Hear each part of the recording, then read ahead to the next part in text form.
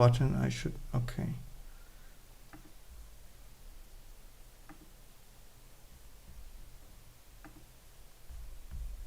It says it cannot connect, which is a bit strange because I added everything.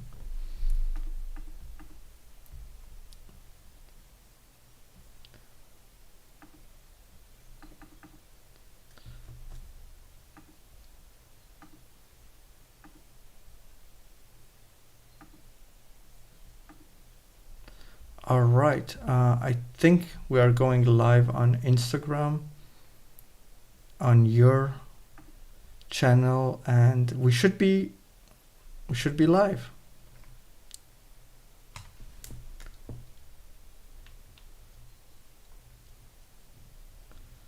It is happening. We're live. We just need to make sure that everybody can hear us loud and clear. Yeah.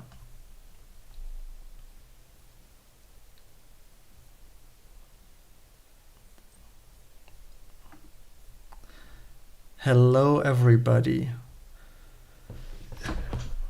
Yeah. Can you guys hear us well? So I see a lot of familiar faces from the community. I'm talking about like my Instagram. We are also live on YouTube, by the way. You can check my stories. There's a link there. You will see my screen in big, full HD, glorious quality. But yeah, great that we're live. So we have Sam with us today. We had him a while back, in about a month ago. We talked everything AI. True. Well, no, it is like our idea, but like this week you reached out and you're like, let's do it. Yeah, true. But yeah. That's a good point. That's a good point. All right. Well,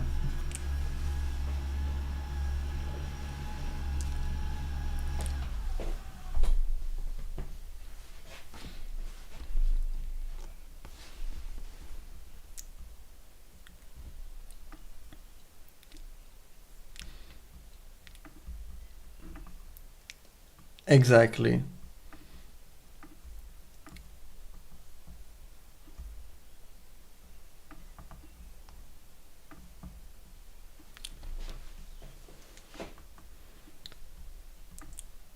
That sounds great. Well, with that, let's get started.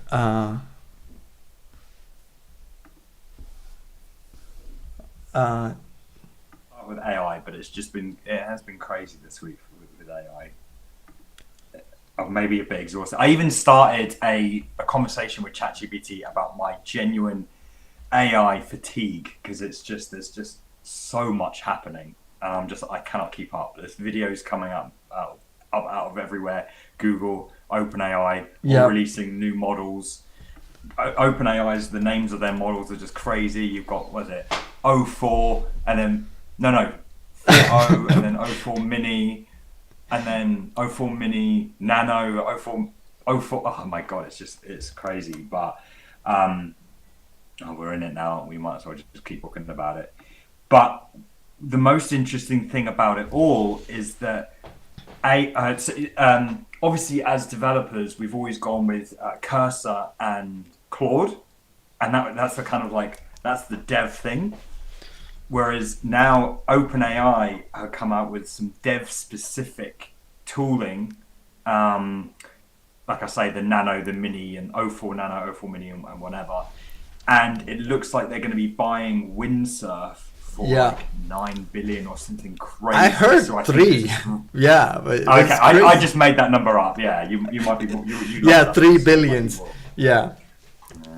And it's crazy because like, what is Windsurf? Isn't it just a fork of VS Code? So you basically Yes. So you take VS Code, you do basically you fork it, and then you add a bunch of like AI on top of it, and it's not like Yeah.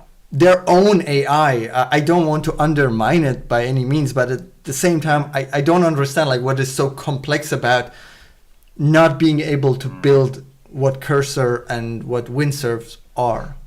They are just connected Yeah. to a bunch of APIs and getting AI. And I mean, I'm pretty sure there is more going on, but just seeing it from far away, and just for like 3 billion for such a, like, when did they start it?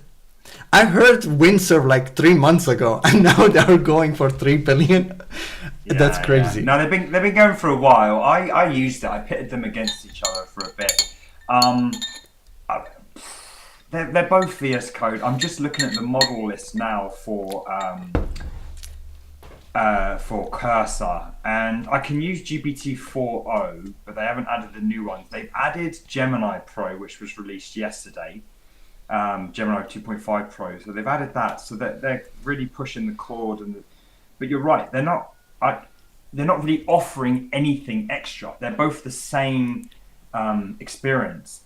Weirdly, Windsurf came out with this sort of. I think they were the OG vibe code apps, like a dev experience, because they had, what do they call it, the Cascade view.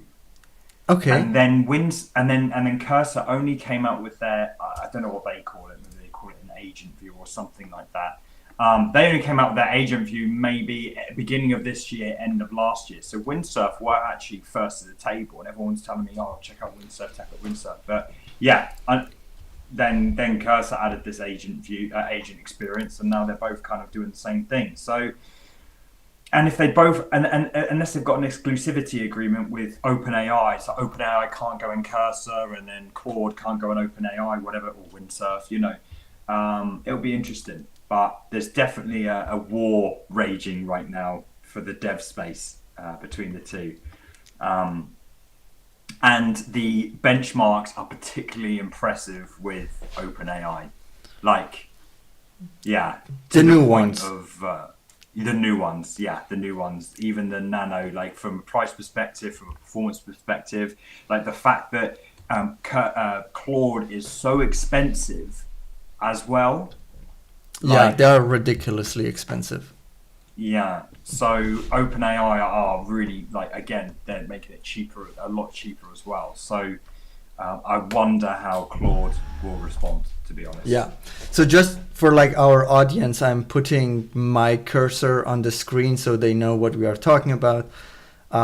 This is Cursor. In case you don't know, it's just like VS Code, basically a code editor, but it just has a bunch of like AI features. So it allows us, for example, I can here prompt something and it goes into this code that I have, this file essentially, and it will change stuff here. Or it can like create everything. In my case, I actually created every single line of code that you see here, like 400 lines of code. All of it was created using a bunch of like different AIs.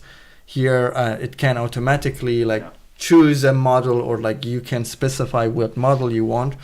And there is Windsurf, which is essentially the same thing. And now OpenAI allegedly wants to buy them for $3 billion, which is insane.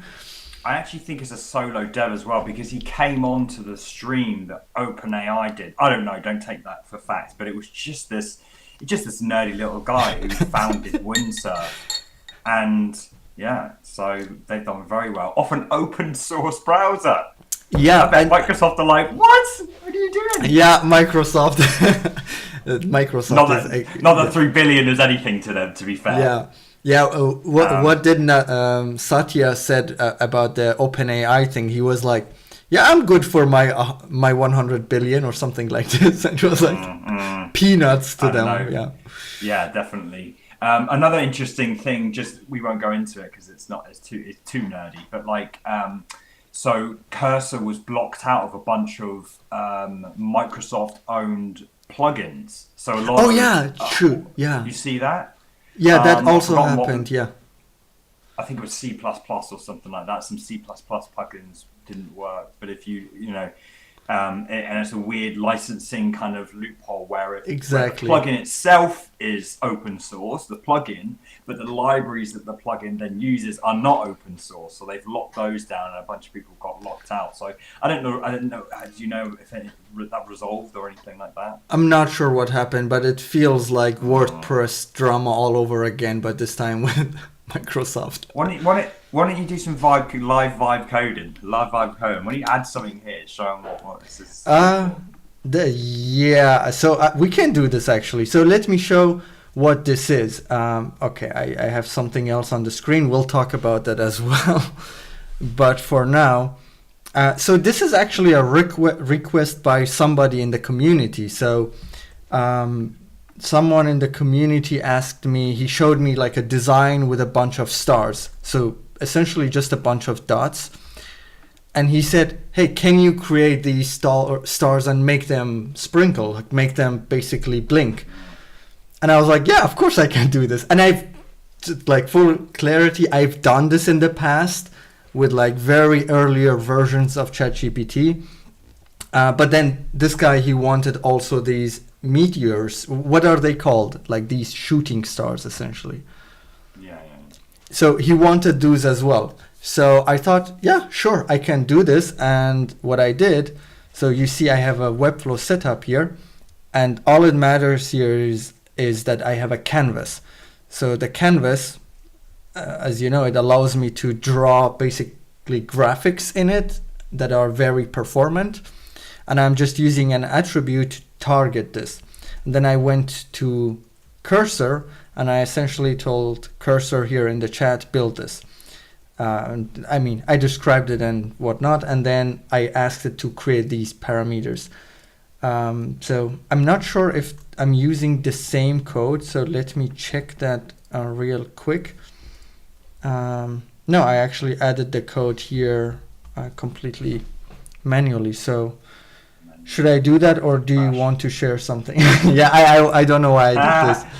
I have not coded for the last few days, so I wouldn't be comfortable like just whacking something up. But I guess, you know, you can just describe like this idea of vibe coding is a prompt-based coding, which interestingly, I was looking at domain names, and vibe coding or vibe dev or vibe code, something like that, that was registered in something like 2016 or something like this. So, I mean, not that it says anything too revealing, but yeah, vibe coding, I think the association is that you are prompt-based coding, and I'm not sure which bridges the line between like vibe coding and AI-based coding. Not too sure, but why don't I have my live server? How can I turn that on? So now we see live how if you don't know how to code, you get stuck really easily. My live server. It's installed and it's there, but I can't open this with live server. You can't live serve a JS file. Live serve the HTML file. Oh, right. Oh, yeah. So see, very basic stuff. So what I need to do is I need to copy this, not the HTML one, I know, but the JS file, and then add it here, right? To make it work. Totally look into my proxy man. Yeah. Is this like the correct sentence that I... Yes. Yeah. So if I preview this, it should work because I have also this enable custom mode. It works.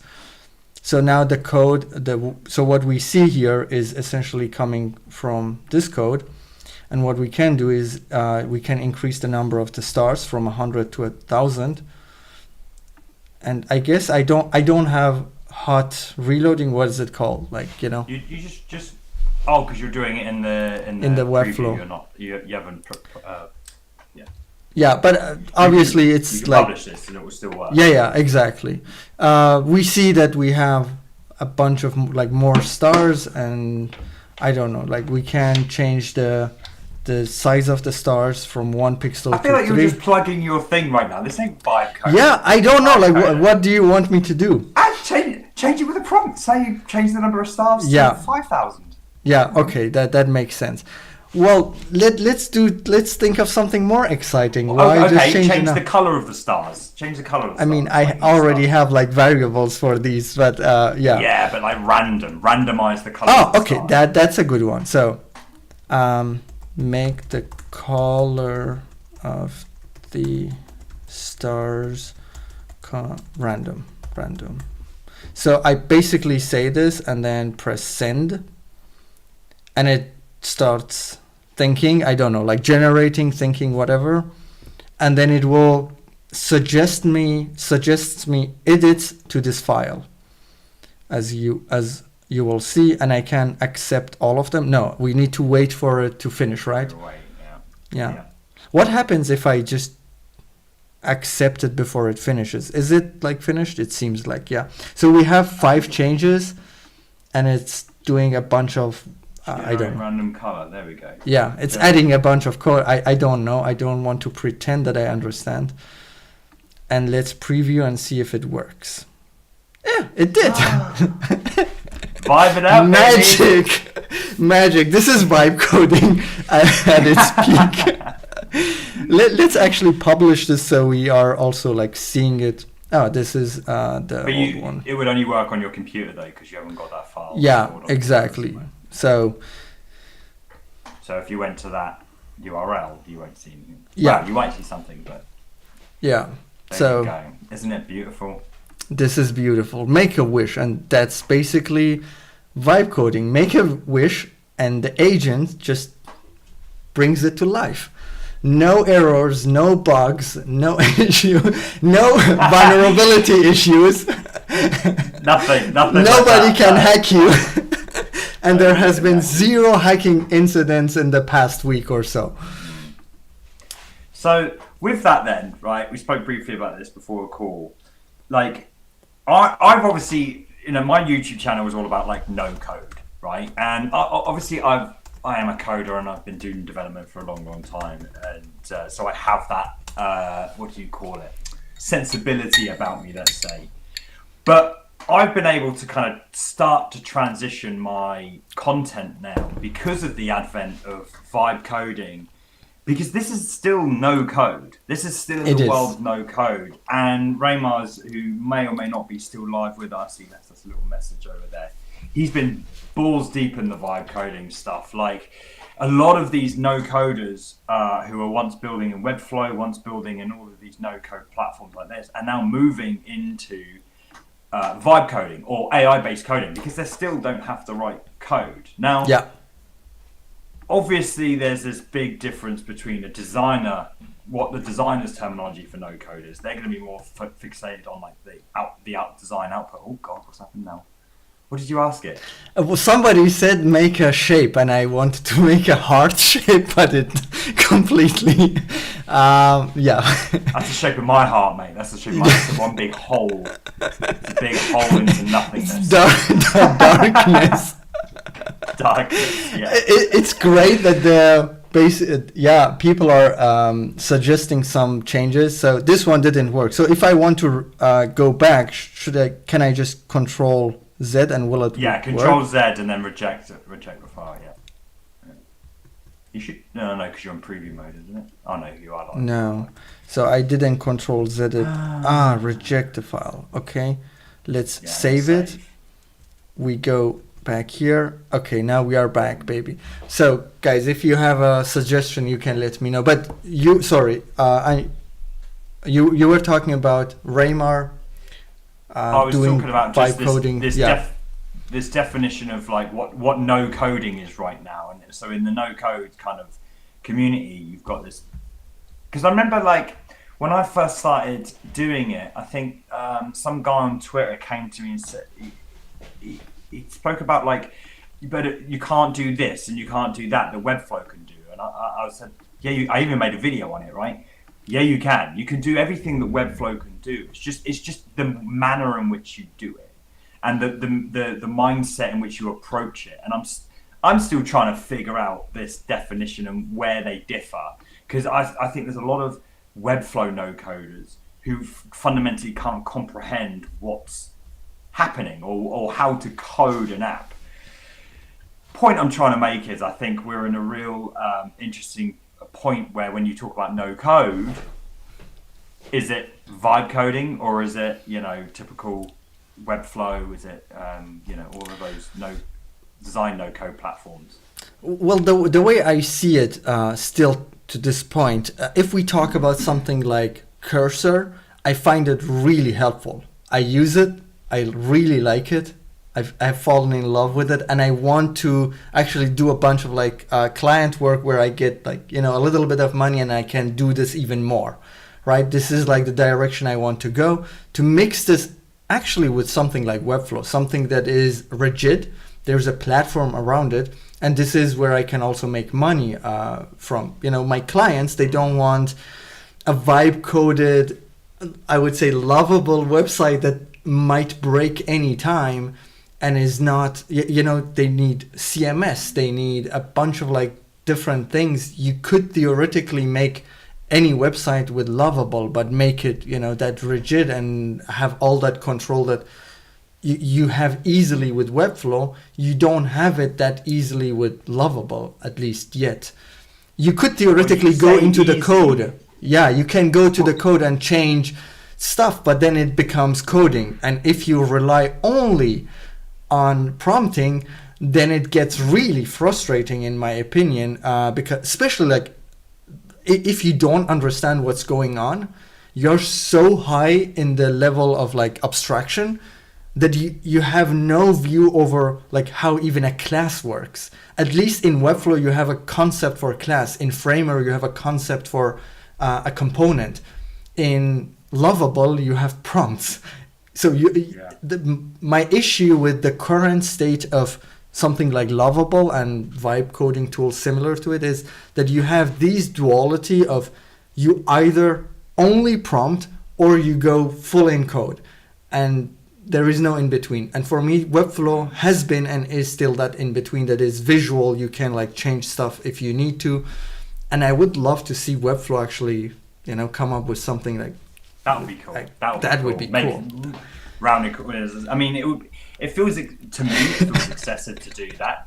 Just to say put rounded corners on this button. But let's see what they come up with. But I'm trying to come at this from the perspective of what do you say to someone when they're asking what tool do they use? How do you, if you're the fork in the road where it says right, you go down Lovable or you go down Webflow, what's the clincher? And I think ultimately, if they're a designer, they're more interested in the design output. They don't care about the fundamental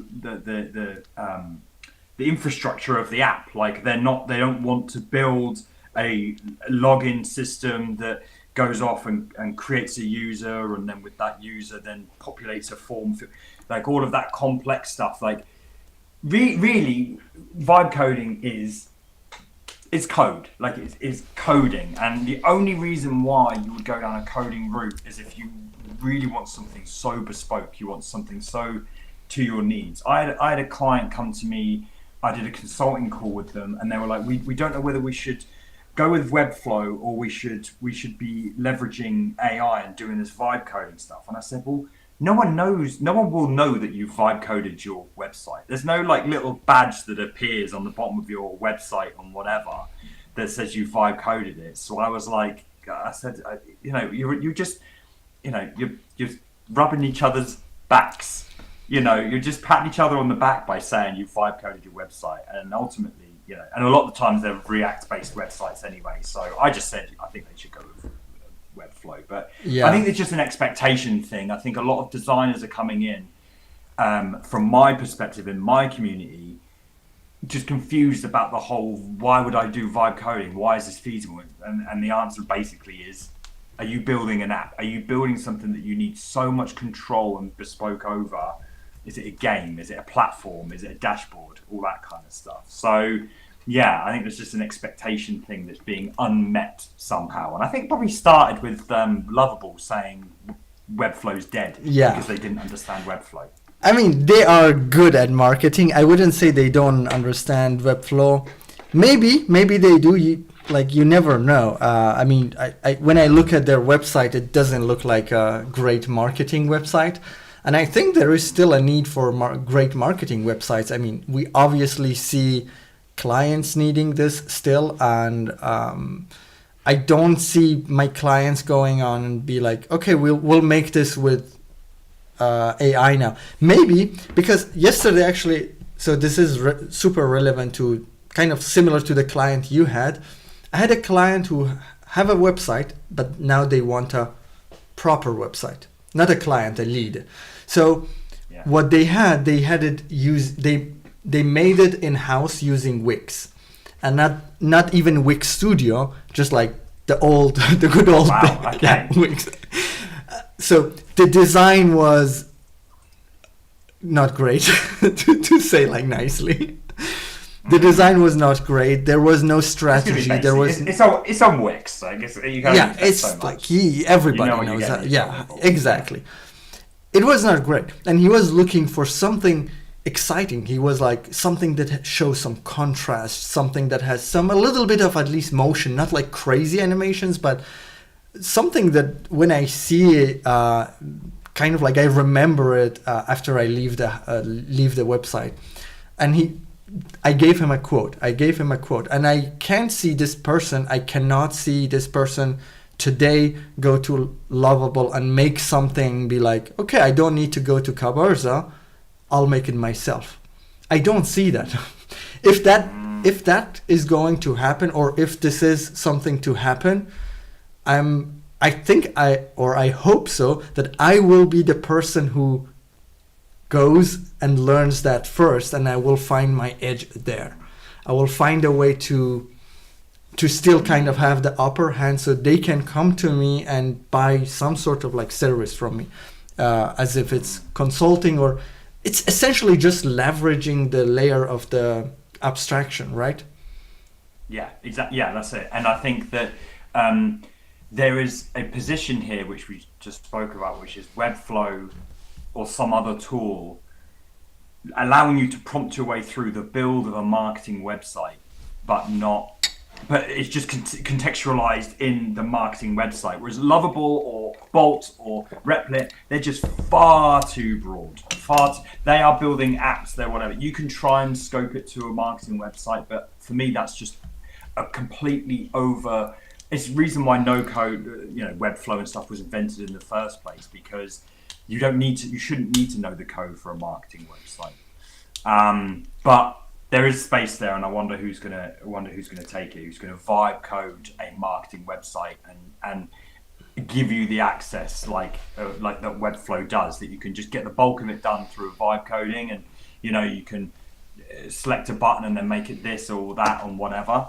But I think it would come out of a mess though if you were just being so individual like that, because you've got no perspective of consistency or anything like this, or brand style guides. So I'll show you something. If you look at my screen, you see I shared this on Twitter, and this is where I see again I'm plugging my stuff here, but this one is very broad. So I wanted to create like close your eyes, my viewers, close your eyes. I wanted to create a concept, a prototype, and I did it with Cursor, just a cylinder made with images, and it looked like really like buggy, and it was like the worst. But I made the concept, and I was like, okay, this is the direction I want to go. My designer went to Figma, and when he saw that I'm happy with that direction, he started designing something really proper and nice. And somebody in the community actually messaged me, and now we are working on like a full-on like 3D experience for a landing page that I'm working on. I won't show that yet, but this is just a preview of that.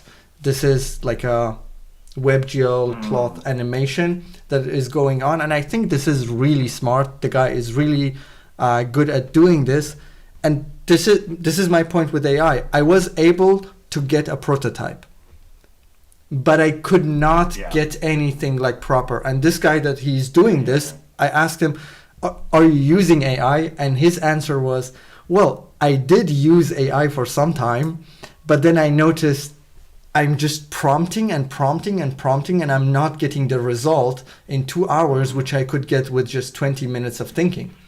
So I stopped using it, and I'm just thinking about the the mathematics that goes in it, and I don't have. So as of today, these tools are great for prototypes, but that's where I would draw the line, at least for today.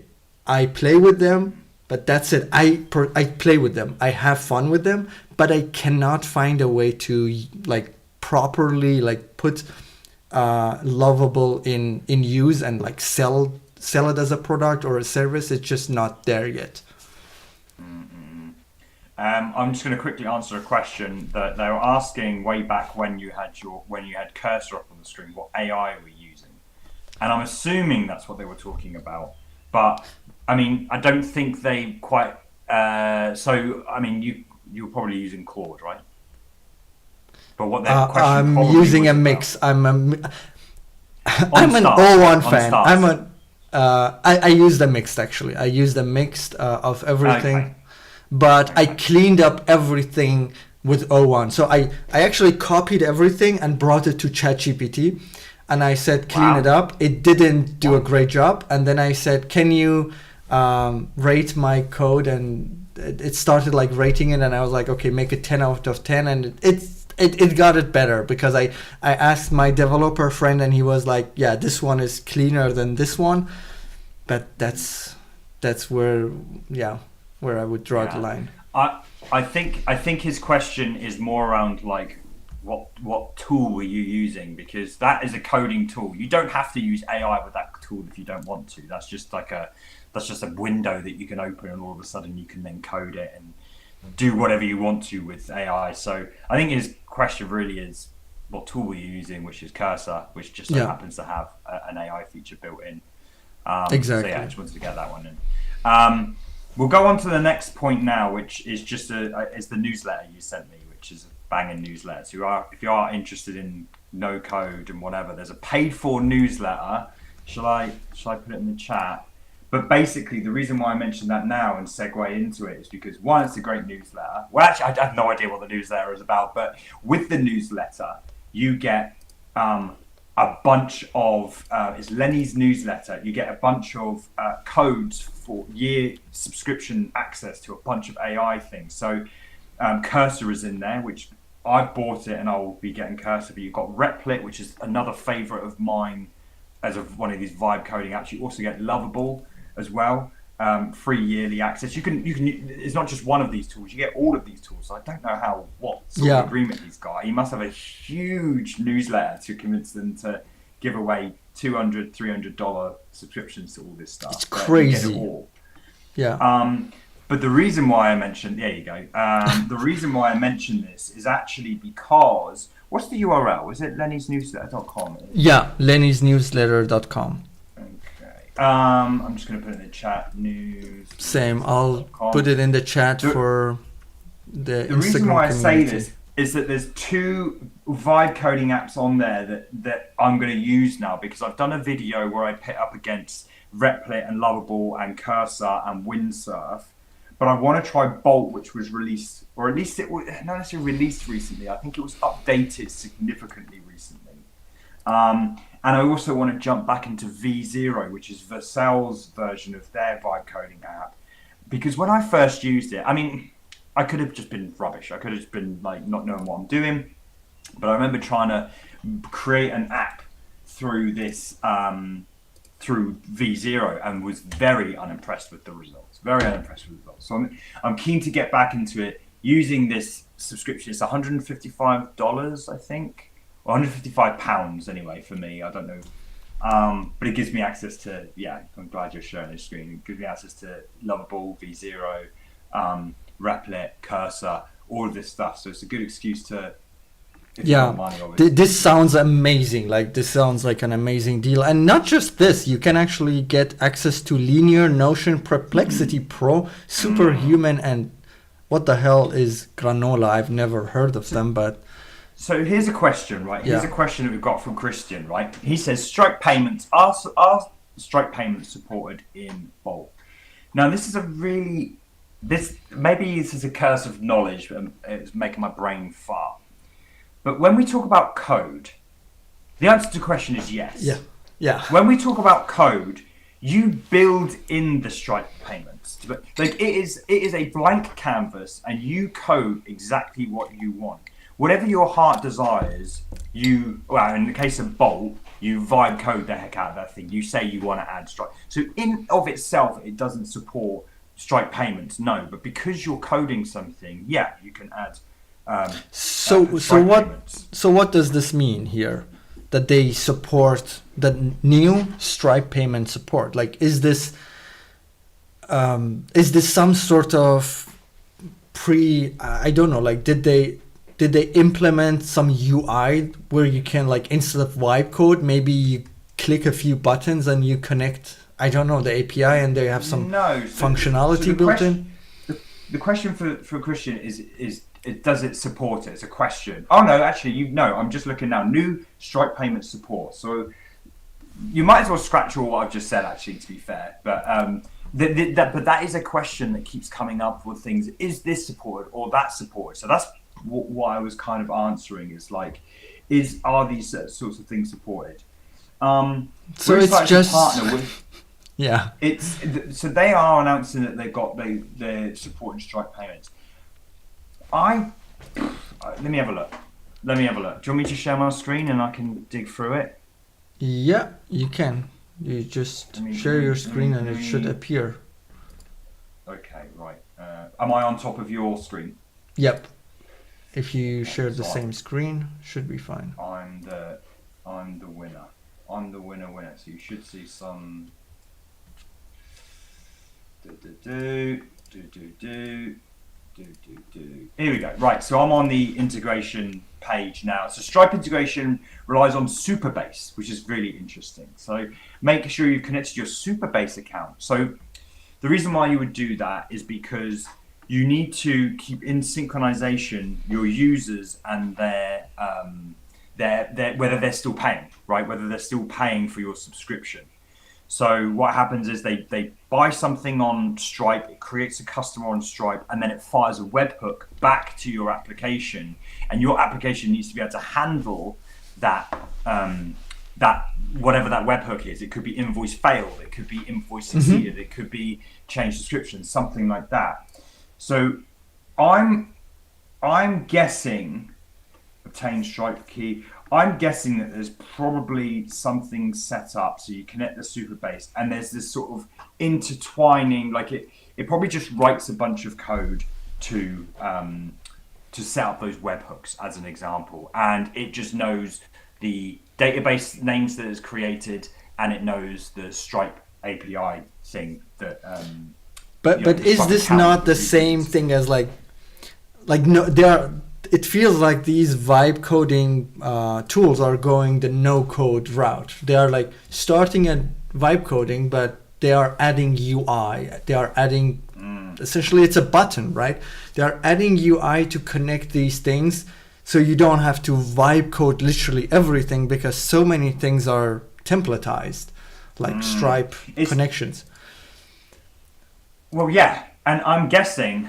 Well, maybe not, but you could there's probably a prompt that you could give it that does all of this for you. You know, when we talk about having access to the code, you can do about you do whatever you want, but there's probably a prompt that will say set this up, set that up, and it's a prompt away realistically. But this is just, I think this is just adding a little sweetener to the deal to make sure that you know that this is set up in the right way. It's probably just a template that creates the files, it creates the data, the migrations on the database, and it links your Stripe account. Everything else is. Here I have a question regarding like how you see the future of this vibe coding versus no coding. What if Webflow had a tool? What if they would add a feature where you could type in whatever UI that you want, and you would get essentially the HTML elements and the CSS all in the Webflow UI. So you could also go in and change them manually, but also have the option to completely, like just the way Lovable makes UI, there would be an AI for Webflow that would make UI the same way. With that, how do you see that happening? or would you want There's a that? war. There's a war going on right now, right? Yeah. Because this is your focus, right? The UI stuff. Like you want that kind of control. I'm a developer, and I literally just want to see the thing working. That's my prime. I've literally just I've built an app. I will be releasing it. I won't be plugging it here, but it will be available next week. I built an app. It works, and I'm really excited about it. I had to really just like stop myself from launching it because I'm like, it needs UI. Like as much as like as much as like I'm just like, like it works. Like why do you care about like why should anyone like the fact that it works is my priority. And but the point is, and I always go back to a tweet that I sent a little while ago, and it's like you've got one shot. You've got one shot when you launch a product, and Lovable is not the best tool. I'm sorry to tell you, Lovable is not the best tool, but it looks so nice, and I think that's why it's getting a lot of attention. Bolt, the best tool, in my opinion, is Replit. It gives you the most amount of functionality, and it actually is a better AI, but it doesn't look nice.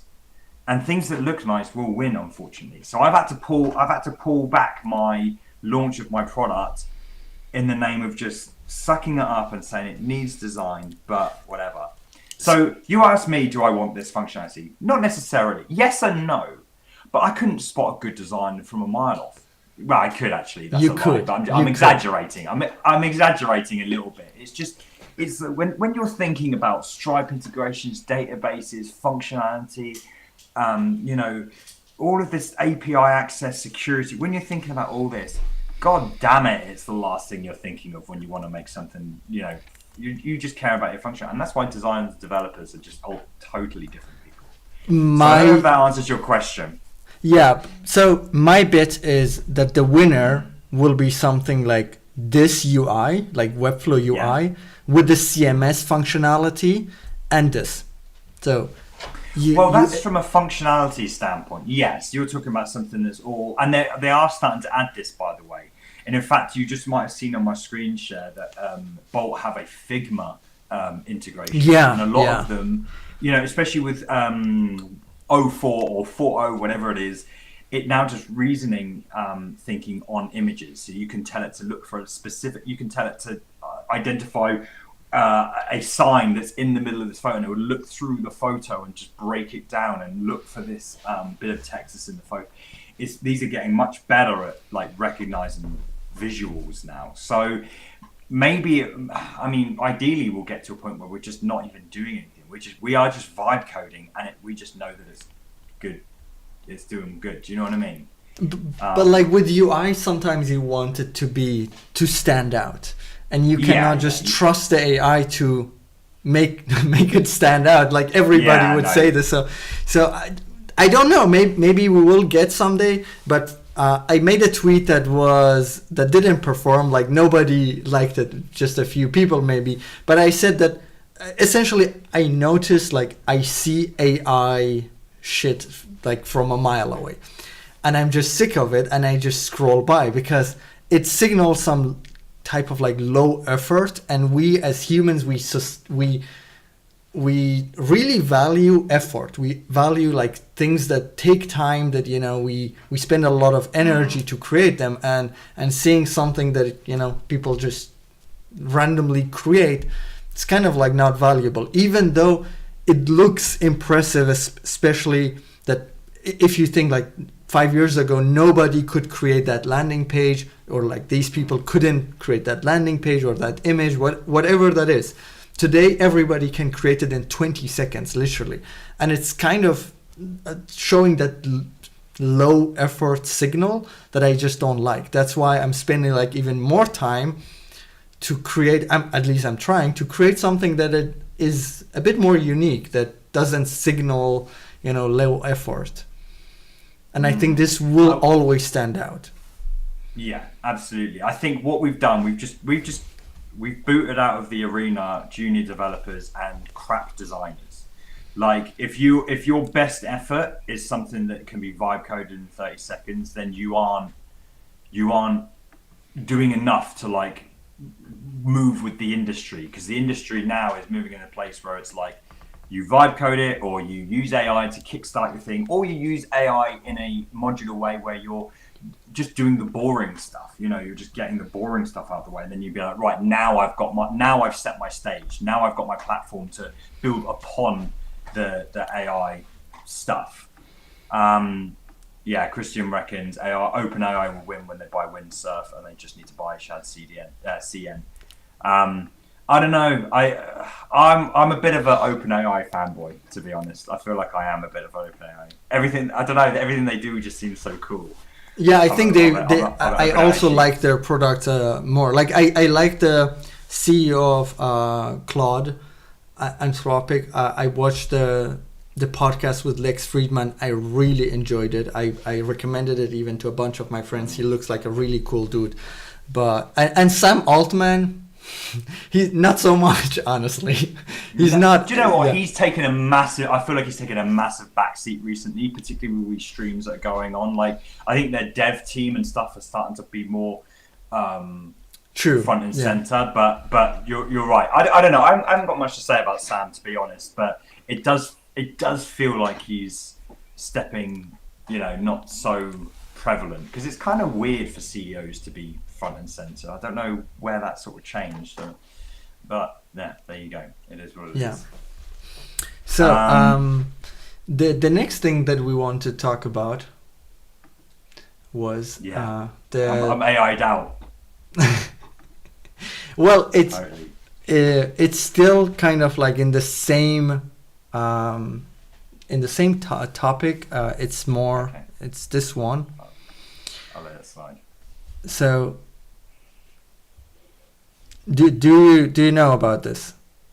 I'm going over. Right, Figma says we can't use. Yes, I do know this. This is crazy. This is crazy. So, all right. So, guys, what happened? So, Lovable. We've been talking about them nonstop. I don't know why. It's maybe their marketing, whatever. They got an email from Figma telling them that they cannot use the word dev mode. And this is insane because Figma apparently has the word dev mode. They own the word. They trademarked it.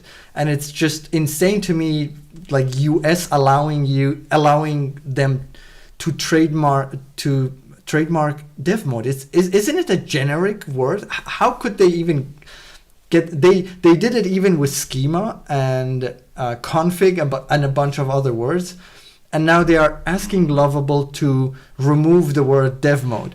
So I got this also this tweet from Theo, the developer streamer guy. He said, "Hey Figma, go fuck yourself." I really like this. And also my favorite tweet was from Sketch, from the founder of Sketch. He said, "Ignore. Happy to put in place dev mode in Sketch 2 if necessary." So the community right now is going full on against Figma. I see so much actually like hate towards Figma.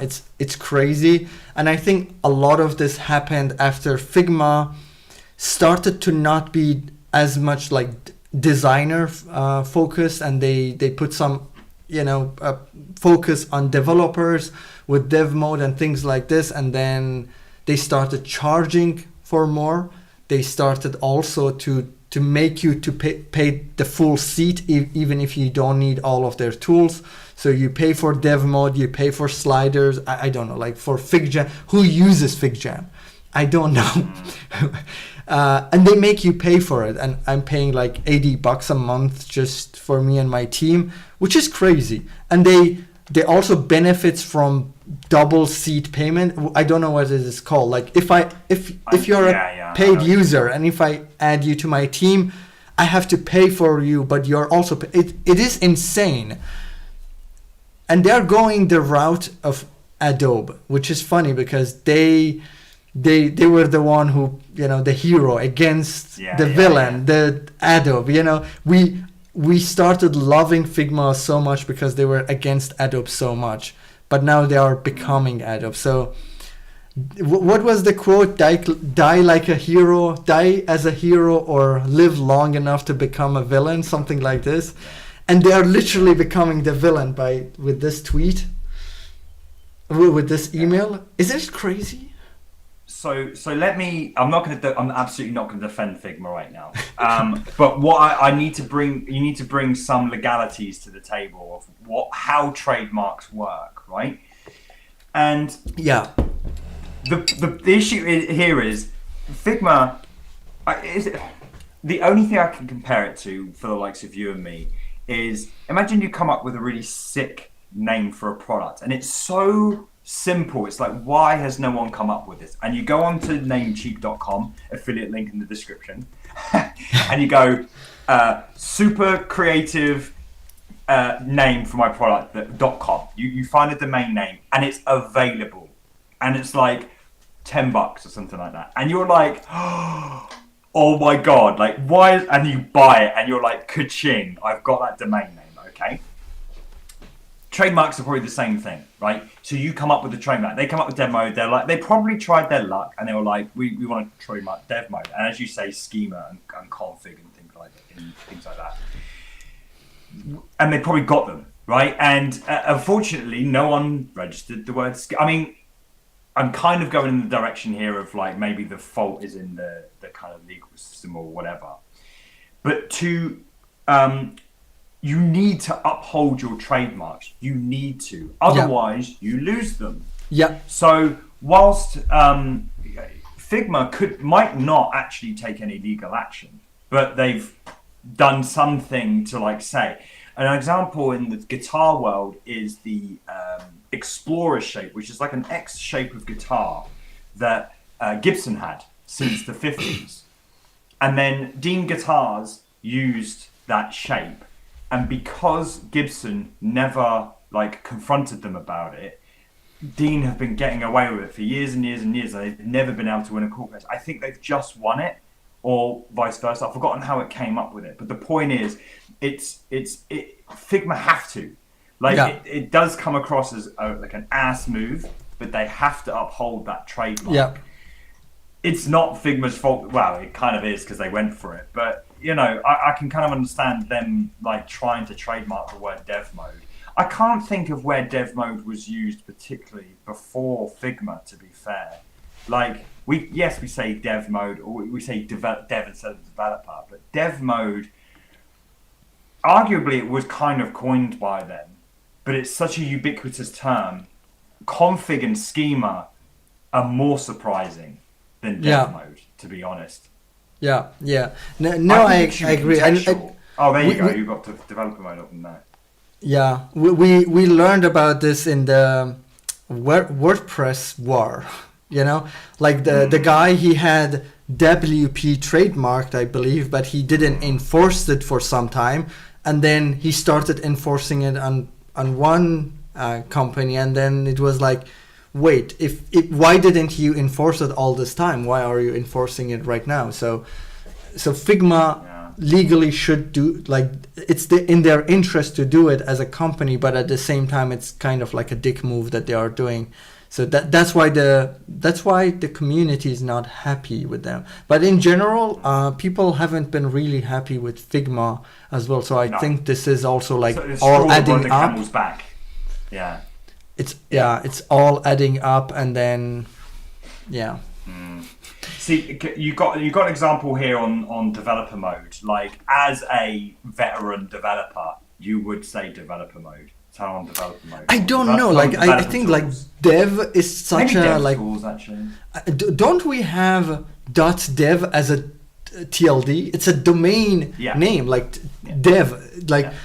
The word dev, yeah. It's not something that yes, it got popular by Figma, but it's not something that they came up with. So that's why I'm surprised that it got accepted, because dev is very clearly a word that existed in the development environment. Same with mode. But they were awarded the trademark though. Yeah, they were given the trademark. I saw a screenshot of somebody sharing. They showed that the trademark dev mode has been registered before as well, but it was active, and it is active only the one that Figma has. So somebody in the past has registered it. Apparently, probably they let it die, and then Figma got it. It's like a domain, I guess. Interesting. It's similar to what we talked about earlier about I don't know. The thoughts escaped me. I had it in my head then, but it's a bit shitty. I mean, but at the end of the day, again, they were awarded the trademark. They were given the trademark. They've got to uphold the trademark. Otherwise, it will go. I'm not sure. This goes beyond my knowledge of trademarks, but like maybe contextually, you're allowed to use it. Like as in config, as an example, you're allowed to use config, but not if it was a live event or something like that, or a what do you call it? I'm not sure. Conference. No idea. Maybe there's but interesting. Yeah, and as you say, I think it's kind of like the straw that broke the camel's back. It's like people aren't upset with well, they are upset with this, but they were already very upset with Figma, and I think that they've just like just done another thing now. I think the community got upset with Figma AI. This was one of like the turning points where people were super unhappy with Figma AI creating designs that were stolen. There is no other way to put it in. It was like basically copying other designers, and that's a huge discussion. That's a huge issue. I mean, Apple is dealing with this so much. They are doing so bad with AI. Siri is shit, and they don't have. You're really bad. Stop. How can I stop Siri? Well, I triggered my Siri and I couldn't like get rid of it. Yes, it's so bad, and so the reason for it being so bad is Apple privacy, and they are the company who doesn't steal your data, and as a result of that, their AI is super bad or non-existent. Now the question is it okay for us and for Apple to not steal my data, but then use the AI from another company who stole my data?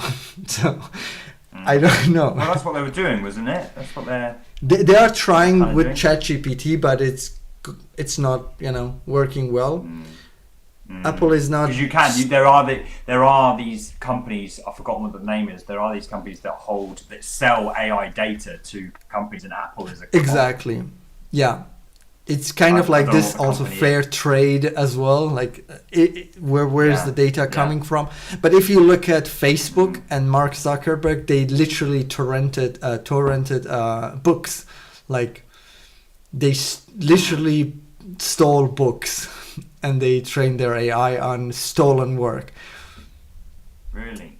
Yeah, and there is also who's his name? James Cameron, the guy who made Avatar, Titanic, like these great movies. I think he made some comment regarding like we as human, we also draw inspiration from other piece of work. And as long as you're not like literally copy pasting the same thing, nobody can say that you stole from them, but you definitely get inspiration. But regarding that note that he made, that comment, he wouldn't be happy if I steal Avatar, not watch it, and actually like steal it, pirate it, and then get inspiration from it. He wouldn't be happy with that. So the least that these AI companies could do would be like pay the authors. But that's not gonna happen because that never happened. The data is out there, so the ship has sailed. Everything we post is all in public. Yeah, I think we posted, we agreed to terms and conditions. We said what we put out there was public domain. We've known it's been public domain. Like, from a legal standpoint, I just don't think that we've got a leg to stand on as people. Like, we said our information was out there in the public domain. But what about a book? Again, I don't know what books they put out there, but were those books then free and available? They were not free. That's the point. Like, I can send you like the video as well later on. But that's very naughty, Mark. That's really naughty. I mean, really that's naughty. Nothing new to him. That's what he does. He's been rebranding really hardly, but under the hood, I guess Yeah. it's the same old, good old Mark. Well, Yeah. I mean, going back to config, I'm going to config this next month. Okay. April, yeah, next month is it? And looking forward to it. But I wonder if there's going to be. I wonder what the attitude in the mood will be. Let's talk about that. Whether there is going to be When is attention it? Next month, right? there. I think And so. where is May it? is ringing bells. Config London. It's in London, so you should come. You should come. I got the early bird tickets, so my tickets were really cheap. San Francisco and London. I I should- think it's at the Excel. Config London. Excel, yeah, it's in the Excel. May 14th, April, May. Yeah, so Okay. just under a month. So, yeah. I don't know if I can like get things together. Have you been in another config before? No, Or is I this don't know your- what I'm going to do there. I'm not a designer. I'm just going to. Yeah, like what are you doing there? Connect. Getting involved in the community, you know, and So, figuring out my All place right, in so- this wide world. do you think like, or I mean, I know you are not like the biggest Figma user, but do you think they are going to add a publish button and go against Framer and potentially even Webflow? So I thought they had, and I was like, you've seen my video, right? It's literally one? Figma's secret plan. Figma's secret plan with a I big think I've publish seen- button. I released Yeah, it like I think 2-3 I've years seen ago. it. Yeah, but And I they was like- haven't done it. They've I just thought they had. I literally thought they had recently. what the hell was that slide thing? I mean, okay, presentations, sure, but like there are so many other things that they could do, and they could easily become Framer, like as well. Like they could just a Absolutely. small part of. I mean, what if you could design in the canvas, right, and then transfer them into a different kind of like a big part of their product, but a different part where you can only, for example, use auto layout and nothing else. They could easily do that. Well, I mean, Figma doesn't enforce auto or stacks, they call it, right? I think Figma doesn't enforce that, but obviously you're losing out on a lot of, what do you call it? Well, you're losing out a lot of responsivity by not using auto layout or Yeah. stacks. So, I mean, like I say, I made this video years ago about the all Figma need to do is add that, and they've kind of won, but I think they've missed the boat. I think they've lost a lot of people who aren't, because I was saying that with Figma at that absolute peak. Yeah, but I don't know if they have lost the. Maybe they saw this vibe coding coming and they decided to mix it with that. I don't know, but they've been the tool for designers, and a lot of what the community has been saying is that they should stay true to their their mission to be the tool for designers. I don't disagree with them, going the different routes as well, but the core design tool should still remain, and they should have like shipped at least some design tools. For example, AI for designers, it sucks. It doesn't almost exist. Also, there is no proper pen tool or like proper masking. There are just so many designer oriented things that are not there yet, but they are going that kind of like dev mode, that they are a tool for a handoff. They are going essentially that handoff tool route. And I think I don't see it to be too difficult to build something like Framer. Is it like really that complex for a company like Figma to build Framer in its tool? I mean, I don't know how they did it. I don't know what the tools are and all the rest of it that did it. But I think you need to build it from the ground up. Like, it wouldn't just be like, oh, let's just do this and then we've got publish button. I think No, not like that, but Yeah. And the flow it would need to be exists. rebuilt. I think like adding CMS and things like this would be kind of like huge because that's a big part of, you know, Framer. But they also have already the plugin. So I think a lot of the infrastructure is there. And I would be like super surprised to know that while they were building Figma, they never have thought of adding a publish button later. They for sure have thought about it. So their designers and their engineers essentially should have some infrastructure for that. I don't know. Is that not how companies, like especially big companies, build tools? To also think about the future and, you know, what they can expand it to? I mean, obviously as a company, to stay focused, you need to stay, you know, they needed to be an amazing design tool to first and foremost. And they probably had the idea of dev mode way years before it actually even, or am I allowed to say dev mode? They probably had the idea. Here's an ADK fine on you. Yeah. But yeah, it's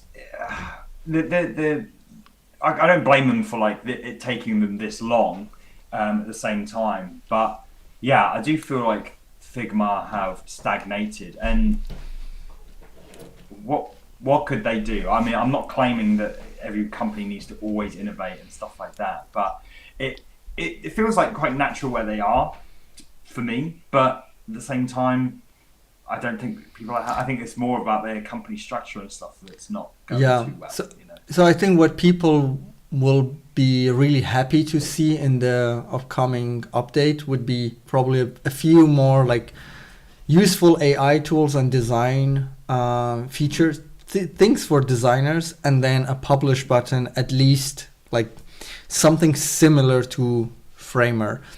But what's interesting, I had a conversation with somebody in the community. The guy built, he's a super Framer fan user. He used to be a developer user. He said now he uses Framer, and he built Miro.com. He is working with Miro. He built his landing page, so super impressive. I should actually share that as well on my screen. So if we go to Miro.com, this is built on Framer. And this guy is apparently actively working on it. And what's interesting, he said he has some information. Knowing that Figma will not add the publish button, at least not, you know, going the Framer route. He will add some publishing features, but much different from what Framer has, and it won't be a Framer competitor. I'm paraphrasing him, but that's essentially what he said. That's pretty cool, though. That's pretty impressive. It doesn't show up here, but yeah. Okay. This is just Miro.com, is it? Yeah. It shows up. Okay. It shows up as a Framer being the page builder. Yeah. Sure. Yeah, I mean, you know, I don't know. I don't know what it would be interesting if they come up with something at FigConf or Config, whatever the hell it's called. I don't have much of a perspective on it. I was actually really interested in going back to Sketch and seeing what the lay of the land in Sketch is, because that was always a great tool. And then Figma, it was the collaborative editing that exactly blew it away from Figma, why everyone went onto it. But I think Sketch even supports that now. Yeah, but I guess we'll see. How was Sketch? This is the guy who made Sketch. Okay.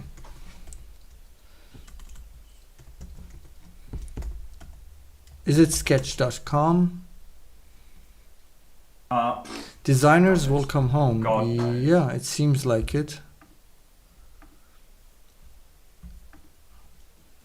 Sketch is a toolkit made by designers for designers that put the focus on you and your work. I remember like Sketch was a huge thing a while back, but then they didn't have collaboration, and they were also Mac only.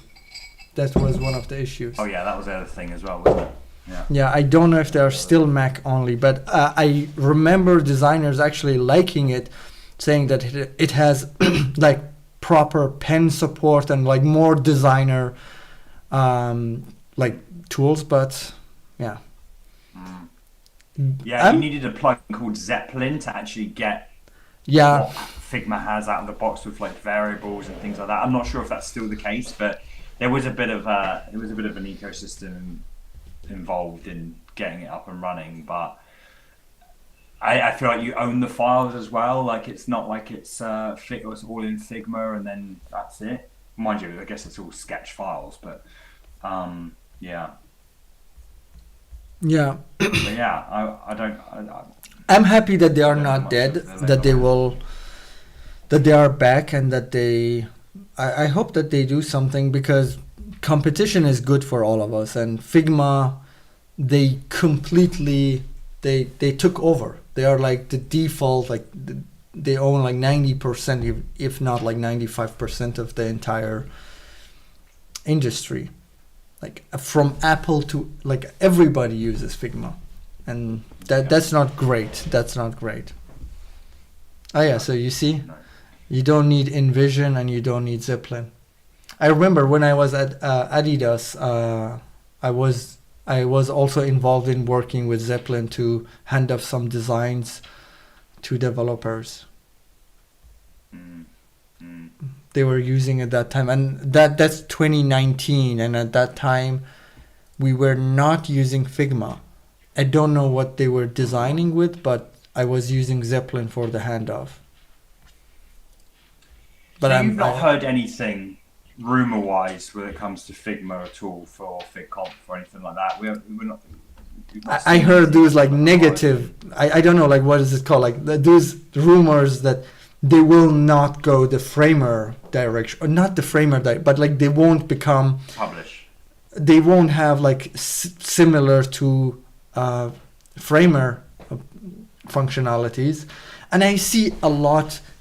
I see this a lot in my audience. A lot of people who have, they are like great designers. They feel at home when they are inside of Figma, but they still don't have a proper portfolio.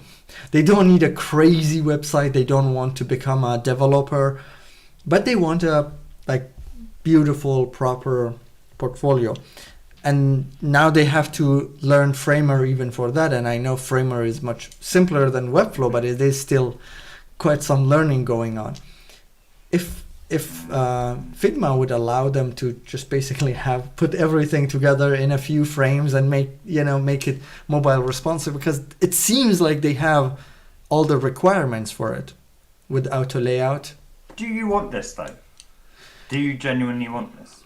I personally don't need it, but if they do a great job, why not? If there is a one pager that I want to get online, why not design it in Figma and just push it live until like we build the rest of the product or whatever that we want to do.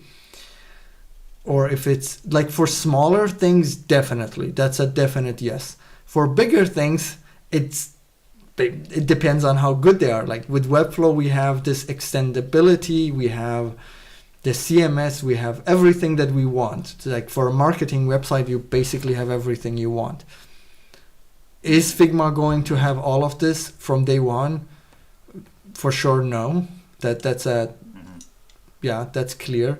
But they could have at least something similar to Framer. And if I were Framer, I would be more afraid of Figma doing that, because Framer is saying that we are like Figma for web design, for designers essentially. No, I agree. It's such a low hanging fruit that Figma, attacked, and they did it so well. They're slightly more advanced, but it's still such a low hanging fruit, and I think it's ripe for picking. Two people in the comments are saying that Adobe XD was popular and they were at peak, and I do not agree with it. Like, okay, have you seen Adobe XD at peak? Did they even have a peak? The stats are pretty are out there. I think you should look at the stats and see for yourself. I think it was pretty popular. I've worked on a couple of XD projects. Okay, I did as well. I worked with a designer who didn't want to work with Figma, actually a good friend of mine, but only with Adobe XD. And it was so frustrating. Actually, two. We did two projects with Adobe XD and we were like converting everything to Figma because we needed that collaborative environment, the way that Figma had it. And with Adobe XD, you had to do it through Adobe accounts, and it never quite worked the way we wanted. So I was I was dissing them like pretty. I was so happy to know that they went away because, especially because it was Adobe, and I mean, come on, Adobe is evil. They charge you money if you cancel your subscription. Who does this? I mean, come on, the contractor's there. They just need to make it clear. But you have that is like literally forcing you to have that contract. Like you don't have an option. You can't to do anything about it. And it's no. You can pay monthly. It's just more expensive. Or you can save and pay yearly. But no, you cannot. You couldn't pay monthly. That's they had I remember I signed up and I was paying monthly, but the contract was yearly. So if I would cancel mid-year, I would pay some money to cancel it. Yeah, I mean it's there. They've just been told to make it clearer. They weren't. I don't know whether I mean there's so many shady UX tactics like that. They're just so frustrating. Yeah. It's like all you're gonna do is piss people off, Yeah, but I mean Figma, the way they started, now you could argue they are like a bit more greedy, but still partially acceptable. Very greedy. Yeah. Very greedy. But they started really well. Very generous free plan. But that's how all startups are happening nowadays. They're literally getting funded, so they've got money to splash, and they actually don't realize, or maybe not realize is the wrong word, but they don't think about how economic the pricing is. They just try and get it as cheap as possible because they're getting free money, and then when they stop getting the free money, then they actually need to be economical about the price they charge. So we're lured into this false sense of like, oh wow, this thing's really cheap, or oh wow, this thing is free, and then we get hooked on it. Domain names are the latest example of that I've recently encountered. Domain names are cheap, really cheap for the first year, ridiculously cheap for the first year. They know a bunch of developers are coming up with a bunch of products and they get excited. They're like, oh, buy the domain name. It can get them in. And then year after year, it's then triple the price after that. It's just annoyingly the way of the world is right now. And it's annoying. Yeah. And looking at the comments in my Instagram and also searching. So Adobe came out in March 2016. Figma was September 2016, so Figma came out later. That's interesting. I thought Figma came out first, and then there was Sketch. Sketch was there in 2010, so they've been there for quite a long time. But what Figma brought to the table was this interactivity in web. So they utilized this new technology, they utilized WebGL essentially to create this free-form canvas and be really performant, because previously you could not do this in a browser. And even their app, I think it's based on Electron or something. It's essentially just a Chrome browser, if I'm not wrong. So yeah, they came out being really performant, while Adobe XD was still kind of like just similar to Photoshop, but made for frames, I guess. And they lost the battle. To be honest, yeah, I think Sketch got complacent. To be honest, yeah, I think that. I mean, I'm so surprised. 2010 is a long time. That's before Webflow. Yeah, Webflow came out in 2013. Not long before Webflow. Yeah, Webflow was 2013, and they had a peak. Sketch had a peak, but being Mac only and only using app, that killed them. Yeah. I don't know what happened to Miro, because they were also getting really popular. By the way, I have a few clients that still use Miro. Like tomorrow is Saturday, I'm gonna start like working on a very small mini project for a few hours. The entire documentation that I need is laid out in Miro. And my client just likes it there. Miro. Yeah. Why? For running our workshops and stuff. Running workshops, collecting Is it better than FigJam? I mean, yeah, it's way more advanced than FigJam. I've tried using FigJam. It's good for like little workshops and stuff like that. But it's got like, I mean, FigJam probably has timers and things like that. But you can. I need to see one of your workshops. I need to be in one of them. This is where I get the hands involved and I'm like this and da da da. Yeah. I need to refine my workshop, but yeah, all done through Miro. To be honest, I mean, this is a whole subject in and of itself, but it's debatable because oftentimes it's more of a presentation tool than actually an interactive tool. Because as much as you want clients to get involved in the workshop and actually put stuff down, it's just it's quite difficult. But that's a subject for another day. Sure. Yeah, cool. Do we have anything else? Yeah, I don't think so. I mean, I was going to plug my book review for do that. Edgar Allan book. That was good fun. I was excited to get that review out, and I'm glad Edgar Allan caught wind of it and retweeted me and stuff. So that's cool. But yeah, you haven't bought that book, right? You haven't bought No, but you convinced me to buy it. Yeah. Oh wow! You absolutely. There you go, Edgar Allan. Yeah. Take note, Edgar Allan. I mean, I'm referring people now. I love the guys. It's not worldwide shipping though.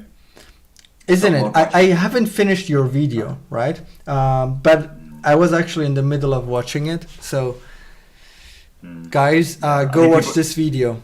All his videos. Subscribe. And all the fun. Yeah, exactly. Just subscribe. Yeah. But it was it's good. I really interesting. enjoyed it. And I think this is what I need because I'm transitioning from this freelancer world to. I mean, I have an agency. I've been saying that I have an agency, but still, it's kind of still transitional because I'm still giving away work to people instead of doing it myself. And this is the transition happening. And I think, based on the few minutes that I saw, the book is what I need. Yeah, I'd be interested to know what you take from it though, because I don't want to rub your back too much, but you seem to be doing good. You seem to be getting on with things and whatever. But it would still be interesting to know what you get from the book, because I certainly learned a few little things here or there. But it's very surface level over a broad range of topics, so it kind of skims through the extent of running a company, which and I do say in the video, like, if you're not looking to run a company or refine processes and stuff, then it's not really for you. And I know that a lot of my audience are like that. Like I say in the video that I've tried. You can see a video there, design process. There's another video I've done, like just trying to talk about what it's like to run a company and make more money running a company, but they don't perform well at all. So I knew a lot of my audience wouldn't necessarily buy the book, which is why the other thumbnail for that is save your money, because I think there will be a lot of people who would buy that. Yeah, that's the one I clicked from it, but actually so I think that there's going to be a lot of people who think that it's going to actually benefit them, but it doesn't, because a lot of them aren't interested in building a company, so that those people can absolutely save the money. But but other than that, that'll do it, I think. Yeah. I think I will buy the book. I am an audiobook guy, but I heard from the video, I saw it, like you showed that there are a lot of places to note things down, so that's really interesting. I used to do this actually when I was learning English. I was used to note down in all books that I didn't do it with like precious books like these, but nice. Yeah. Post-its. That's why post-its were invented. These are like these are so good. I still I keep them close and I take inspirations from them. Sometimes I just go through things when I feel overwhelmed actually with designs, and this is good.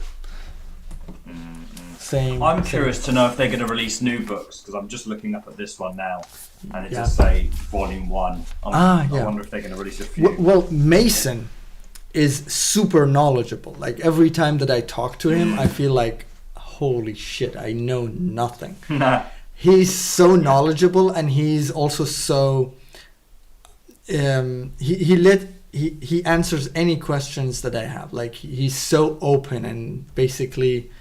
So I think I hope that there will be a volume 2, and I'm gonna ship the I'm gonna. I wonder what it buy would this be one. though.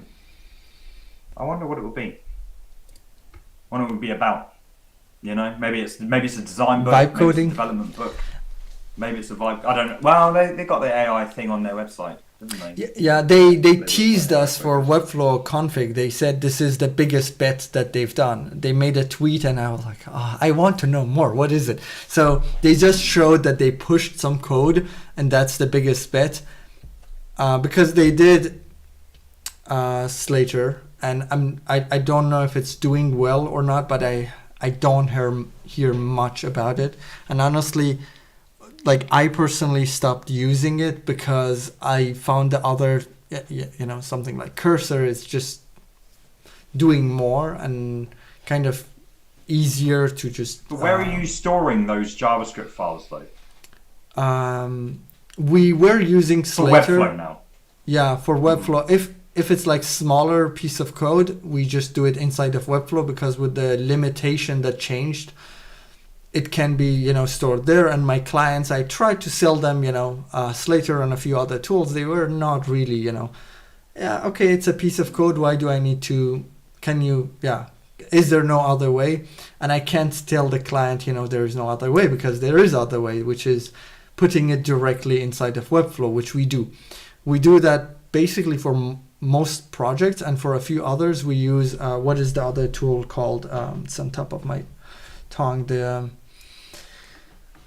tool that allows you to store code and what's it called? It's not, it's Code not doing Sandbox. GitHub. No, Jack- Code Sandbox. Oh, yeah. okay. Yeah, but that got blocked, didn't it? That got blocked. No, it didn't. Like the last time I used it, like it was like 2-3 weeks ago. I used it. Oh, okay. Blocked So by they- what? they've Like- opened it up because cause, so that you couldn't access the code outside of the sandbox. So just I'm positive that happened, but they must have. They like, have a allowed it public. or something. There's a button that you can make the code public or private. Okay. And I could understand why this is happening, because they don't cache the code, so every time it pings their servers, and Yeah. it can be expensive for them. But I have other friends in the community. I asked them that question that you asked me, Chris and a few others. They use various other tools. Not everybody uses Code Sandbox. There are a bunch the of quote ways. unquote correct way is putting it on some sort of bucket with a CDN in front of it. There are a few DigitalOcean for $5 a month. You can just dump it on a bucket there and have all that taken care of. There are a few little services here, but Code Sandbox is obviously free. But I personally think we need to get out of this looking for free solutions for everything. Like, I don't mind using a free solution for what it's used for, but that is not what Code Sandbox is used for. You shouldn't be piggybacking off of a loophole in their system to host your code for a website not even there. So that I feel really uncomfortable doing that. But I will use a free tool. But the moment you hit those limits, unless you're going to do whatever you need to optimize it, if I'm using it correctly within the free limits, I feel okay. But, I mean, with the projects that we have, the clients have maximum a few thousand loads per month, like a few, maybe tens of thousands, maybe at best per month, not like crazy numbers. So these numbers in the world of internet, they are nothing. Look at what you could do with Cloudflare, and this is also another option where some people store their code in. You can do it in Cloudflare, also for free, I guess. Yeah. I think. Yeah, but I think that is something that they allow you to do. It's like within the usage limits, basically. It's not. Yeah. Yeah. And it's not like I think it's stuff fair like to this. use one of these, and once you hit the usage limit, you start paying. And clients would understand this. But yeah. There you go. You could also Right. store it as a text file in Webflow. You could. I don't could. do mean, this. that's- I It's don't know. too messy. I don't know what. I think there's probably something the browser is doing to parse that, and I don't know. All that I kind of don't know. stuff, It's but- that would be too. Yeah, I don't do that. But yeah. Let's wrap it up. I think let's wrap Yep. up the sketch, the stream. The sketch, yeah. Would love some feedback if you have stuck around to the end. Would love some feedback on these things because we went into this with no planning. We always geek out and talk about what we like to talk about, but we're trying to develop some sort of structure to this. We're trying to sort of like make it a routine thing, but need a I don't know, need Yeah. some sort of Guys, input. do you have feedback? I'm like I see in my Instagram we've had like 10, 12 concurrent viewers almost all the time, but it's not the same people. Like people come and go, and that's the Yeah, worst come thing and go. about Instagram. It's the app is so distracting. It like you go into a live and then the next moment your hand just wants to, go next. Yeah. So the attention span is spans are limited. very limited. Just people see a few things. But guys, the ones who are here, the ones who I don't know might have sticked so long with us, if you have any feedback, would love to know. Yeah. Also, we had a few people watching after on the my fact as well. YouTube. Yeah. Oh, you Cool. streaming it on your YouTube as well? Yeah. Oh, very good. Well, yeah. If you're watching it after the fact, if you tuned in, cheers for that. Yeah, and I guess we'll see you soon. Thank you guys for watching. No plan is best plan. We'll get better at this. All right. Yeah. Have a good one. Bye bye.